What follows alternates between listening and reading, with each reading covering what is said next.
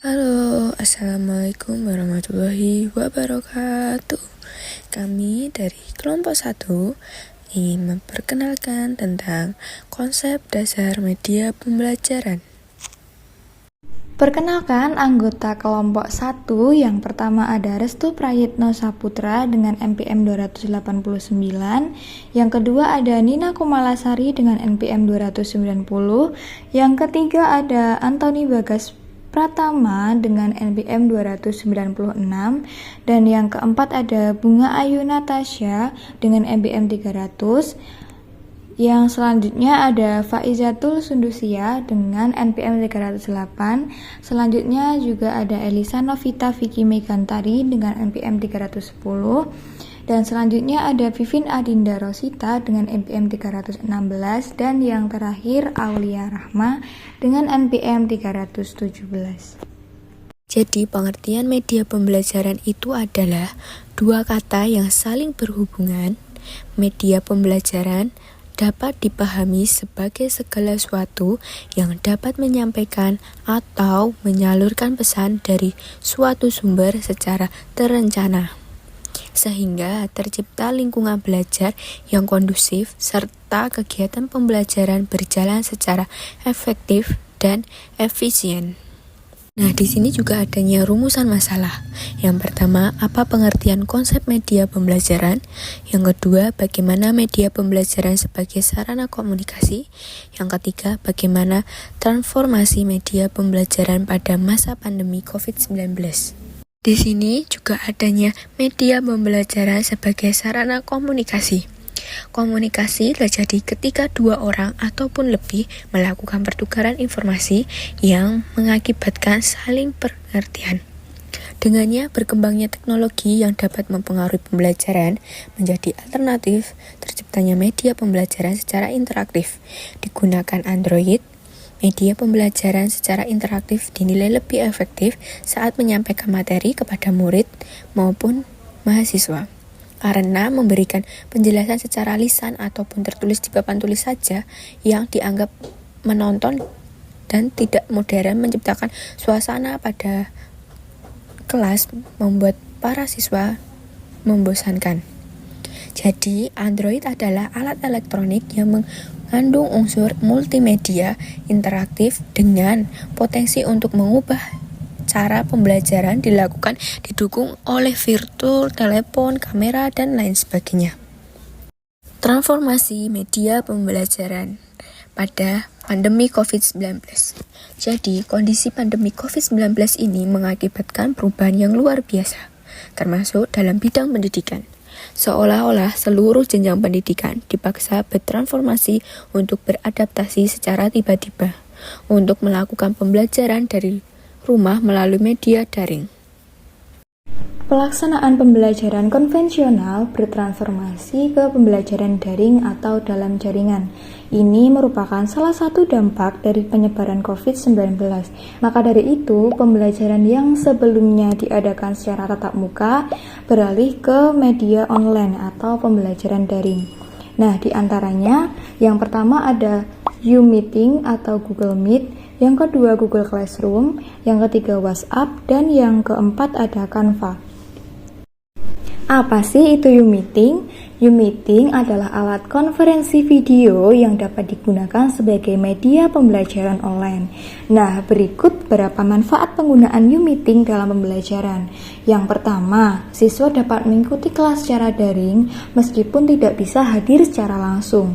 Yang kedua, siswa dapat berkomunikasi dengan guru dan teman-teman melalui fitur yang ada di Zoom, yaitu ada mikrofon dan chat. Yang ketiga, siswa dapat berinteraksi secara langsung dengan guru seperti tanya jawab, diskusi, dan presentasi. Selanjutnya, ada tata cara membuka U-Meeting atau bergabung ke dalam U-Meeting.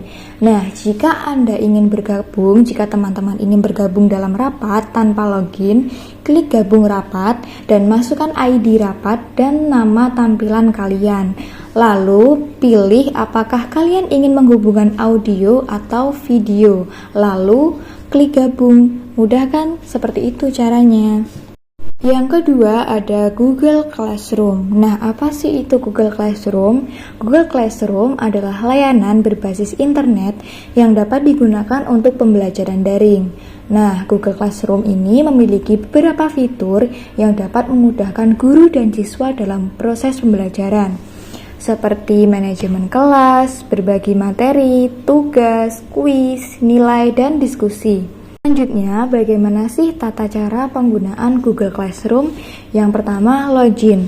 Nah, untuk menggunakan Google Classroom, kalian bisa login di komputer atau perangkat seluler lainnya. Bergabung dengan kelas, kalian bisa bergabung dengan kelas melalui link kelas, kode kelas, atau undangan email yang dikirimkan oleh pengajar. Kurang lebih, tata cara penggunaan Google Classroom seperti itu. Nah, Google Classroom ini memungkinkan kegiatan belajar mengajar menjadi lebih produktif dan bermakna dengan menyederhanakan tugas, meningkatkan kolaborasi, dan membina komunikasi. Pengajar dapat membuat kelas, memberikan tugas, mengirim masukan, dan melihat semuanya di satu tempat.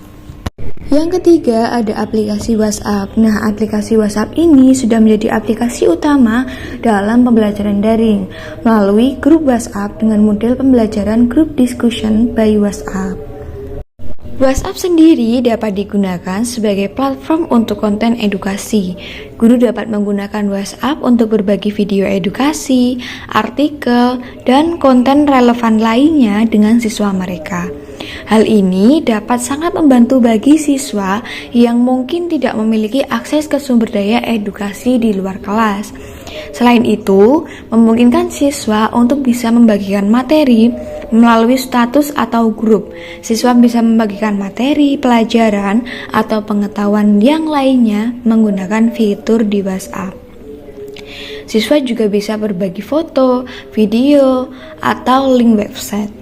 Dan yang terakhir ada aplikasi Canva. Apa sih itu Canva? Canva adalah aplikasi online yang memiliki berbagai template dan fitur untuk membantu guru dan siswa dalam melakukan pembelajaran. Canva dapat digunakan untuk membuat materi pembelajaran berupa gambar, PowerPoint, video, maupun teks. Nah, gimana sih langkah-langkah menggunakan aplikasi Canva?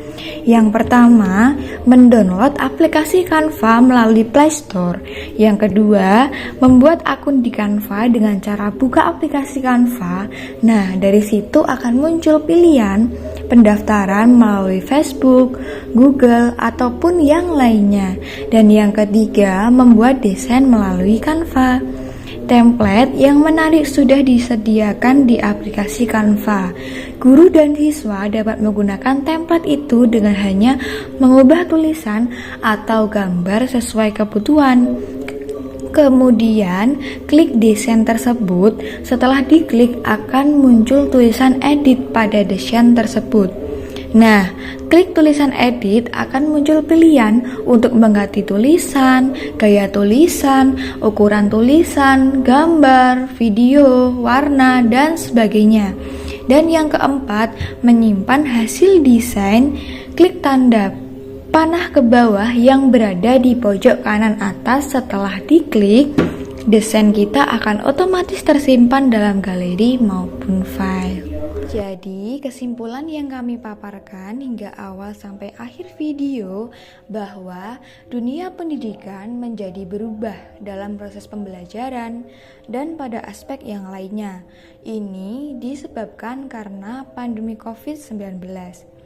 Pendidikan harus memastikan kegiatan belajar mengajar tetap berjalan meskipun peserta didik berada di rumah. Solusinya, pendidik dituntut mendesain media pembelajaran sebagai inovasi dengan memanfaatkan media daring.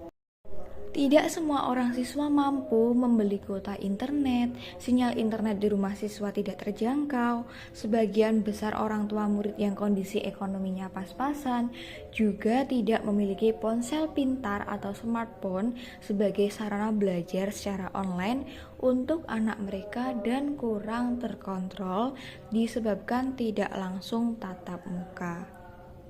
Sistem pembelajaran dilaksanakan melalui perangkat personal komputer atau laptop yang terhubung dengan koneksi jaringan internet. Pendidik dapat melakukan pembelajaran bersama di waktu yang sama menggunakan grup di media sosial seperti WhatsApp, Telegram, Instagram, aplikasi Zoom, atau media lainnya sebagai media pembelajaran. Dengan demikian, pendidik dapat memastikan peserta didik mengikuti pembelajaran dalam waktu bersamaan, meskipun di tempat yang berbeda. Pendidik pun dapat memberi tugas terukur sesuai dengan tujuan materi yang disampaikan kepada peserta didik. Namun, kasus yang banyak terjadi ketika penerapan sistem pembelajaran online ini diantaranya tidak meratanya siswa dan orang tua siswa yang pandai mengoperasikan media online. Demikian yang dapat kami paparkan dalam video berjudul Konsep Media Pembelajaran. Terima kasih sudah menonton video ini, semoga bermanfaat. Thank you.